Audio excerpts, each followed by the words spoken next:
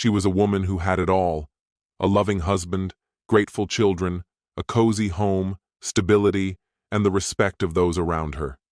Everything millions dream of. But inside her, a silence was growing, an expanding emptiness that neither affection, recognition, nor years of marriage could fill. Until one day, she returned a gaze that lingered a little longer than usual, and that single moment, almost imperceptible, began to unravel an entire universe, carefully built, tenderly preserved, seemingly unshakable. What began as a spark of desire turned into a chain reaction: secret meetings, lies skillfully woven into everyday life, all for the sake of feeling alive again. But every step toward freedom came at a cost. Love, trust, reputation, family, everything was on the brink of vanishing. One wrong choice, one passion, and consequences that couldn't be hidden from, even in the darkest corners of the soul. Then came the day when the doors started closing. The house stopped feeling like home. Her husband was no longer a pillar of strength. Her children, no longer allies. All that remained was the truth. And now, she's left with one question. Is it possible to reclaim even a fragment of what was lost, when all that's left are the shattered pieces of trust and the shadow of a former life? Hello, my friend. I'm so glad you stopped by my channel. If it's your first time here, don't forget to subscribe and like this video, as every like truly inspires me. Please tell me which city and country you watched this video from. Now, let's get started. What is this emptiness I carry inside? I have a husband who, by all accounts, is extraordinary. He cherishes me deeply, with unwavering devotion. And yes, my love for him is real. It's strong and has stood the test of many years.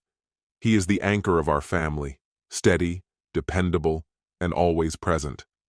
Our daughters absolutely adore him. He's gentle, generous, and the kind of man everyone turns to when something needs fixing, especially anything with wires or screens. The neighbors treat him like a community handyman.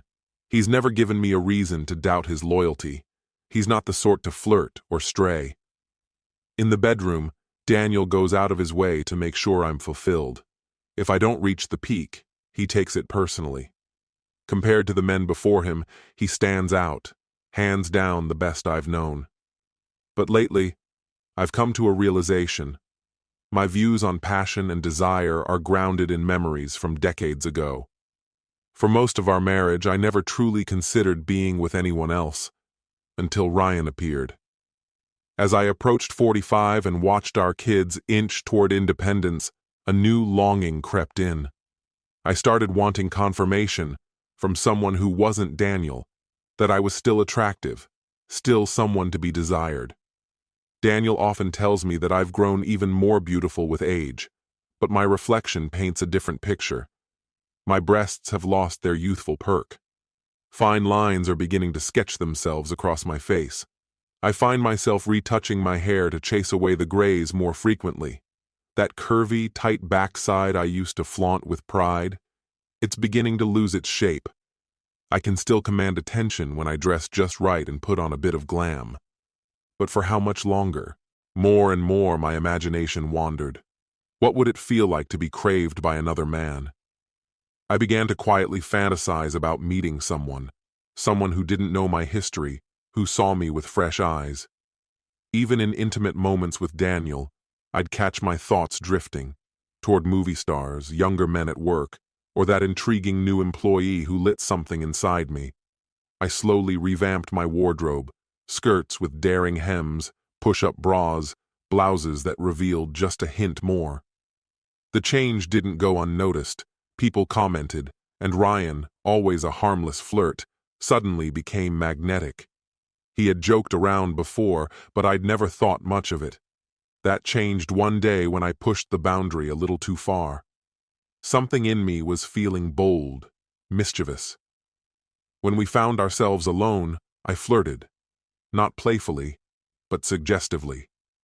At first, I thought I was just teasing. But Ryan didn't treat it as a game. He saw right through the mask I wore. Without a word, he locked my office door. Everything I'd buried inside came rushing to the surface. I didn't pause. I didn't resist. Desire took control. We tore at each other's clothes. I shoved everything off my desk. It was wild, frenzied, over in a blur. Then came the silence. Somehow, we went unnoticed. We threw our clothes back on. He left. I remained, stunned, trying to restore order to the room and to myself. I washed off my makeup, sprayed to get rid of the smell of intimacy that hung in the air, and tried to calm my racing heart. I was trembling, not from fear, but from excitement. It took almost an hour before I felt collected enough to get back to work. What I thought was a one-off quickly turned into something more. We both wanted to try something else. Well aware of the danger, we planned a second meeting, this time with more caution. Once again, we managed to escape detection. But stolen moments behind closed doors stopped feeling like enough. Ryan proposed something daring. 2 weeks away on a cruise, just the two of us, in a place where no one knew our names. I wrestled with the idea, trying to decide how to justify such a trip to Daniel. Eventually, I crafted a semi-truth. I needed space, time alone to reconnect with who I was before I became just wife and mom. I'd pitch it as a soul-searching retreat, to think, to rediscover, to remember the vibrant woman I once was. I'd suggest Daniel take the same chance to do whatever he needed. After 2 decades of monogamy, maybe he'd appreciate the gesture. But honestly, I don't think Daniel would seek out another woman. He's too loyal, too rooted. He might sulk a bit, wait patiently for my return, and I'd swear to never leave again. He's the kind of man who forgives more than most would, because he values our life together, our children, and the future we planned. And he knows a divorce would cost him dearly, emotionally and financially. That's why I don't believe he'll walk away. To me, this is a personal awakening, a kind of emotional pilgrimage. I fully intend to come back to him, renewed, whole, and ready to pour my love into him again. I'll make it up to him in every way I can. Hopefully, 2 weeks of uninhibited freedom will sate my craving for novelty and help me bring closure to whatever this is with Ryan, at least for now. But if that isn't enough, then we'll need a new strategy. I'll have to distance myself from Ryan for a while, shift my focus back to Daniel, back to our family. I'm not about to throw away my marriage, my children, or the future I've built with Daniel. We'll need to tread carefully. All I need now is the right moment, a quiet time, when Daniel is relaxed and open, to tell him what I've planned. That evening, Luna and I made love, if you could call it that. Something about the way it unfolded felt off. She said all the right things, made all the usual sounds, but it lacked sincerity. Her climax seemed like a performance, barely believable. Still, she managed to bring me to the finish line. That, it seemed, was her only real goal. We lay there afterward, catching our breath. That's when she finally said the thing I knew was coming. "Daniel, you know I love you, right?" And there it was. I'd sensed this moment approaching for weeks. Thankfully, I was ready. I turned toward her, keeping my expression soft, and delivered the response I knew she needed. "Of course I do, sweetheart. And I know you love me too. Don't you?" "Of course, darling. If there were ever something truly important to me, you'd be there for me, wouldn't you?" "Of course. Just tell me. What is it?" As if it wasn't already clear. What I'm asking for is everything. My sense of self, my purpose, my role as a wife and a mother. It all feels like it needs reevaluation. And the only way I can honestly begin that process is to step away for a bit. Just a temporary break from being a wife and a mother. Maybe even some distance from me would be healthy for all of you. I believe I'll return with clarity, with energy, and with a renewed commitment to this family. I have this deep longing to find myself again. "Hold on. What are you doing?" I moved down the hallway, calling out toward the bedrooms. "Girls, it's time. Get your things together and meet me in the kitchen." "We're already up, Dad. Be right there." "Daniel? What's going on? Why are the girls coming down with their bags?" "There's no need to unpack everything just yet. You and I still have a lot to discuss. We'll have time for that later. But Daniel, they're part of this too. This family you're saying you want to rebuild. They're not little kids anymore. They deserve to know what's happening. All of us need to sit down, talk this through, and decide what comes next. As a unit." Even though Luna had asked for privacy, I went into the kitchen and poured myself a cup of strong, aromatic coffee. I didn't offer her any. I could see the confidence starting to slip from her face. "Daniel, please. You're making this out to be something it's not. You want space? Fine. Go ahead. Run off with Ryan. We all know what's been happening." Her expression drained of color. "Ryan? Why are you even bringing him into this? He's just someone I work with. I'm trying to sort things out." "You mean sort out how to sleep with him without sneaking around? Keep your options open between him and me while leaving the girls stuck in the middle?" "Yeah, we're aware." "You're aware? What are you accusing me of?" "All I said was I needed a little space, a temporary break from the pressure of being a wife and a mother." "Well, here's your space. It's called divorce. Not a test run, not some extended vacation from your responsibilities. It's final. Daniel, be serious. This is an extreme reaction. I never said anything about leaving permanently, just until the end of September. Girls, why are your bags packed?" "Girls, I'm so sorry," she added in a rush. "I couldn't wait much longer. Daniel, please, talk to them for a second while I go grab a few of my things." I turned and started up the stairs, but I could still hear voices drifting up from the kitchen. "Girls," Luna's voice was soft, almost pleading. "Your father's misunderstanding what I meant." Amelia was quick to reply. "Then tell the truth, Mom. We've known for a while what's really been happening with you and your boyfriend." Luna tried to deflect. "I don't know what you're talking about."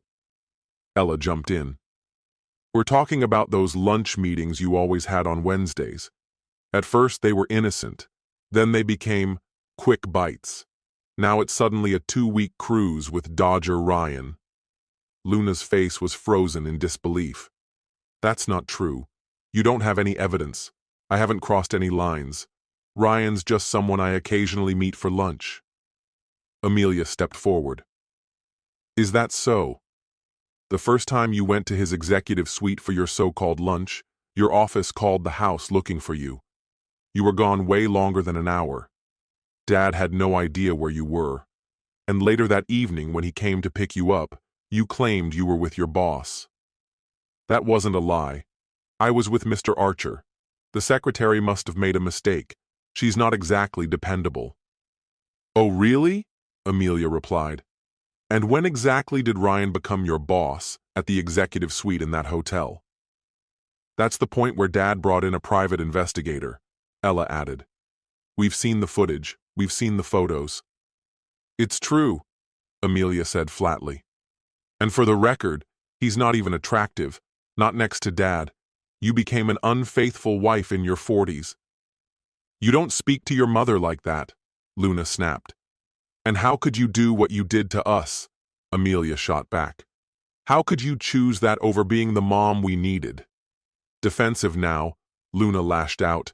"If your father had his suspicions, he should have confronted me. He should have stopped me. Clearly, it didn't bother him enough."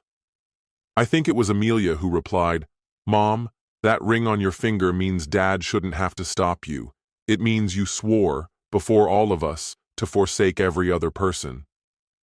Dad said even if he'd stopped you this time, it wouldn't have mattered. Next time you'd just get better at hiding it." "Well," Luna muttered, "he should have said something.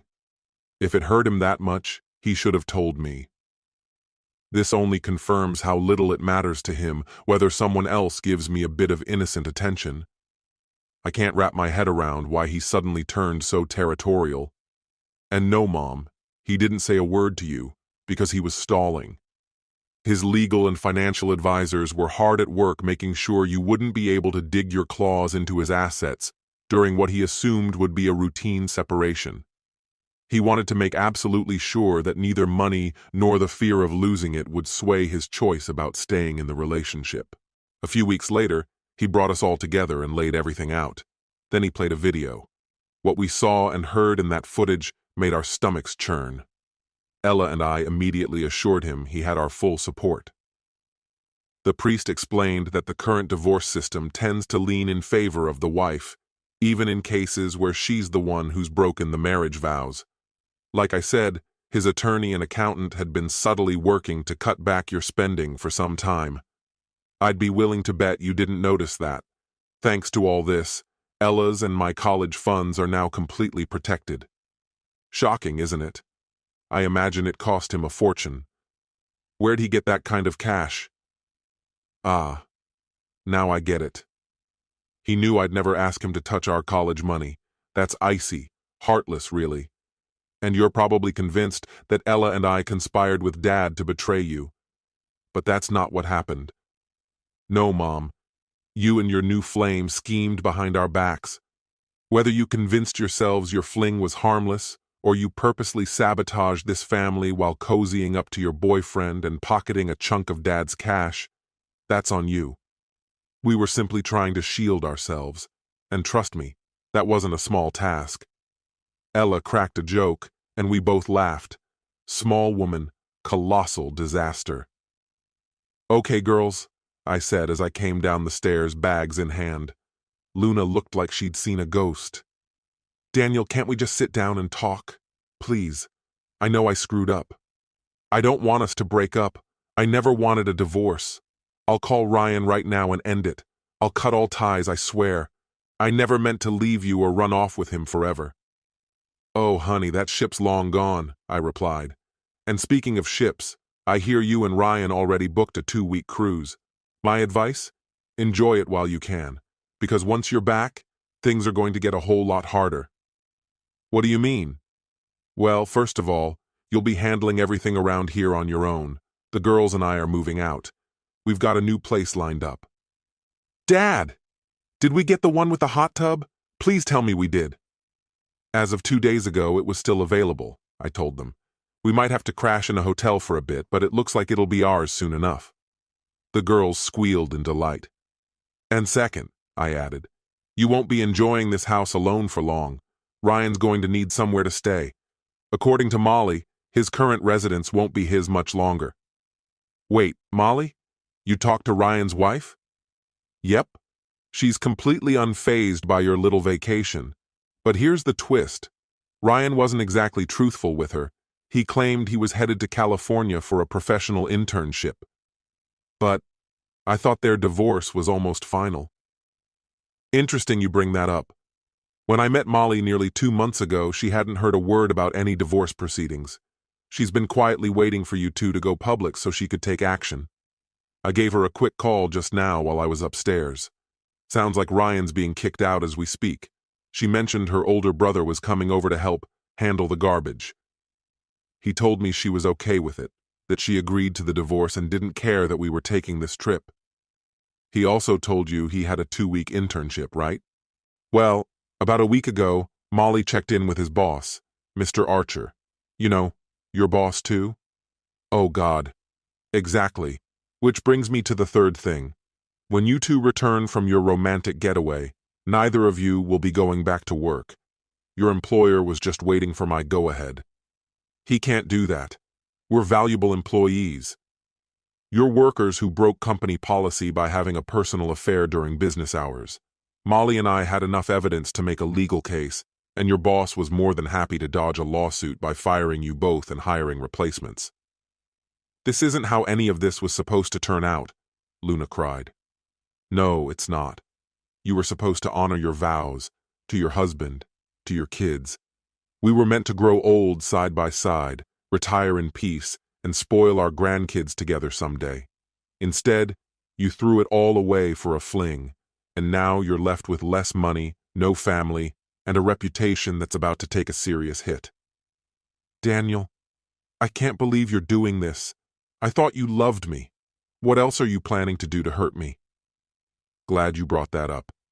If you try to drag out this divorce, I'll be sending a very curated compilation of your little escapades with Ryan to your parents, your friends, your colleagues, your neighbors, and maybe even a few less than reputable websites. Ryan's so-called charm wasn't exactly winning him any admirers.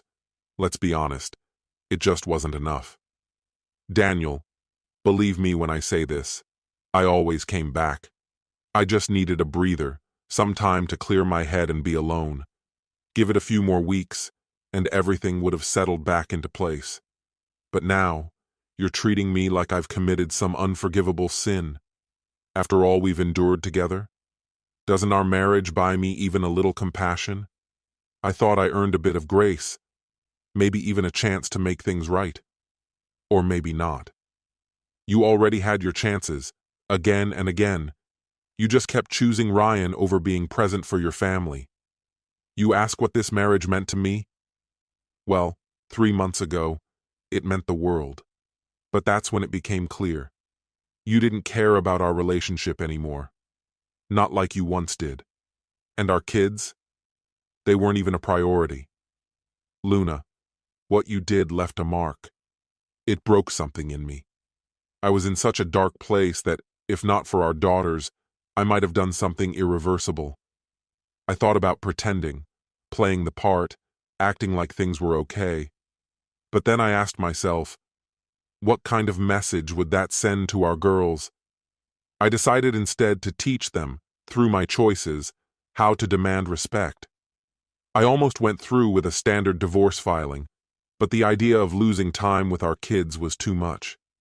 When my attorney warned me that your betrayal didn't guarantee I'd keep custody, I got focused. I was going to make sure you and Ryan paid for what you did. And honestly, I think we've done a decent job of that. Now listen, Luna. You don't get to just take the kids. I'm their mother too. And if you try to make a move, the court will see it as abduction. Don't test me, I mean it. Maybe you're not entirely wrong. But my attorney and I agreed to hold off on legal steps until Ella is old enough to decide where she wants to live. Amelia already signed a sworn declaration. Sure, you could try to keep Ella by force, but that's going to blow up in your face. Isn't that right, Mom? You remember me, stubborn, reckless, always pushing back. Picture me skipping school, dabbling in bad decisions, spiraling just to prove a point. And if that doesn't shake things up, I'll say Ryan's been inappropriate. With your blessing, of course. So yeah, Luna, we're not bluffing. What about you?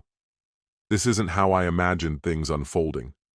I figured you'd be shaken by the separation, but that eventually you'd let me come back, like some prodigal husband. No real fallout, no deep scars. I never intended for this to end in divorce. I just wanted you to realize that my brief escape came at too steep a price. But now, I don't even know what's left to salvage. That's on you. Maybe you should start planning how to support yourself without a consistent paycheck. Sell the house. Take your half. If you're careful, it'll stretch until you find work. Luna.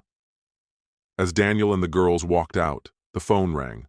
Probably Ryan, looking for a bed and a warm place to crash. Tell him not to touch any of my stuff. Well, except for you.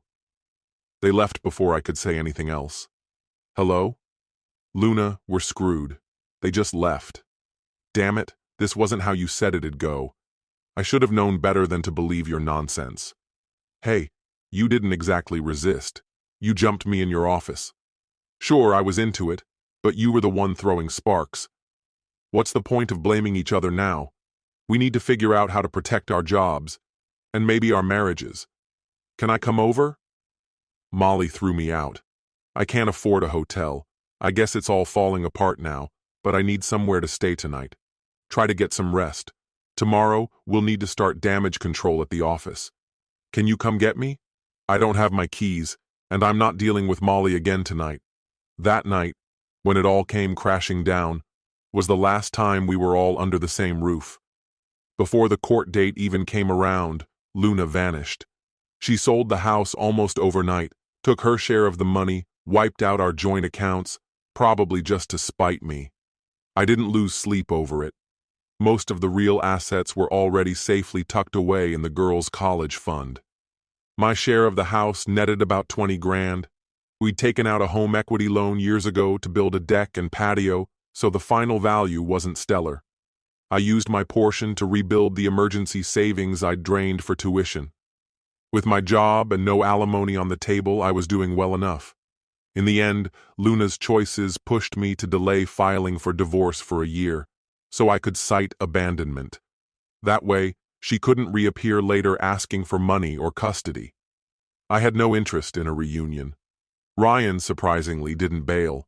Word is, he found some low-paying gig and is living modestly, on his own. Molly? She's engaged to some divorced neighbor, but keeping it slow. Who can blame her? Once burned. I've had to bite my tongue more times than I can count. She came out ahead, and maybe she earned that. Things between me and the girls have stabilized. They've moved on with their lives. Amelia's on track to graduate next year. Ella might finish in just 3, though she's also seriously considering joining the Marines. They stay in contact with their mom on Facebook, but they've honored my wish to keep those interactions separate from anything involving me. I've returned to my old job, and there's someone new, an old acquaintance, a teacher who's been through her own divorce. With my daughters grown and her son nearly off to college, we're talking about the possibility of her moving in. Marriage hasn't really come up, but we've committed to being there for each other.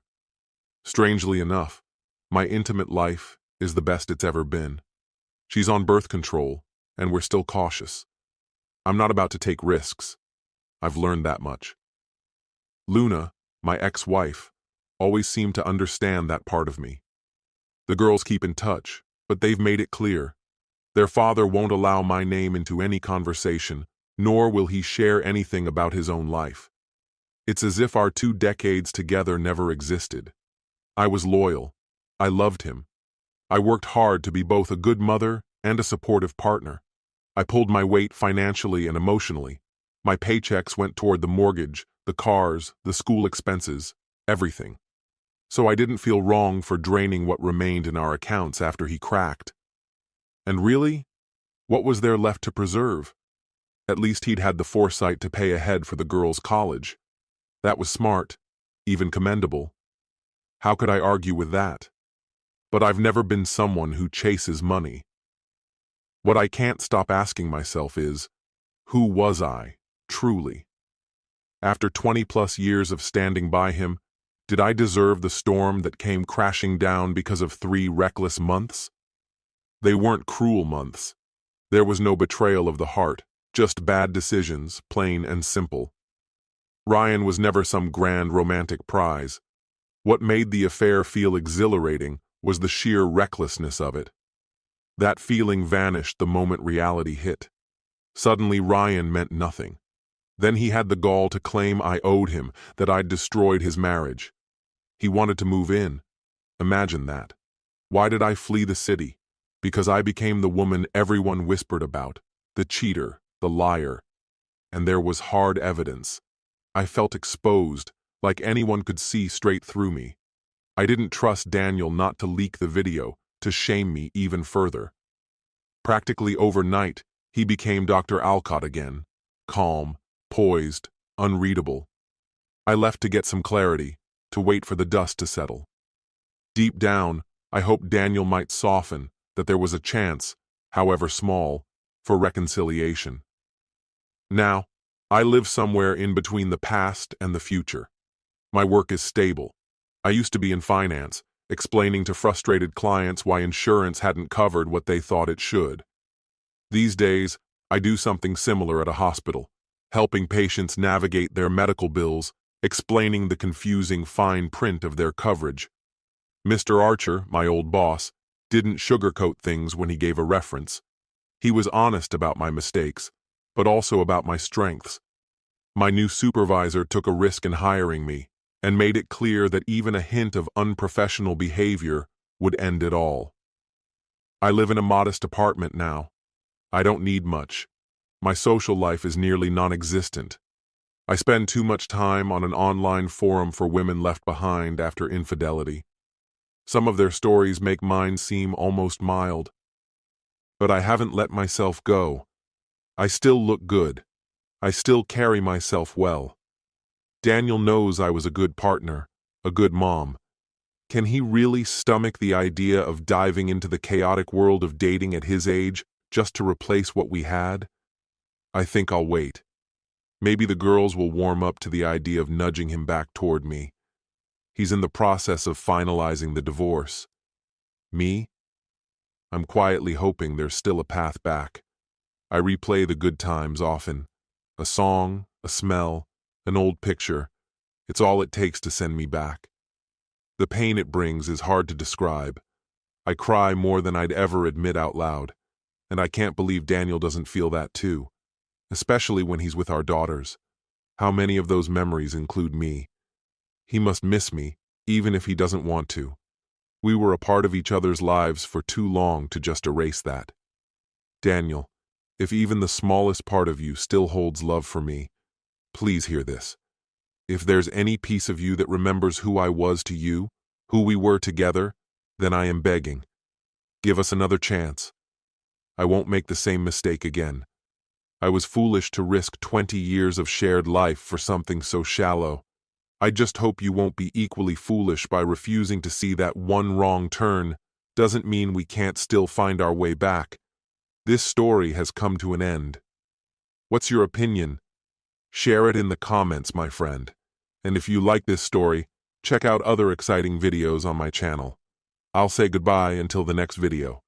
See you.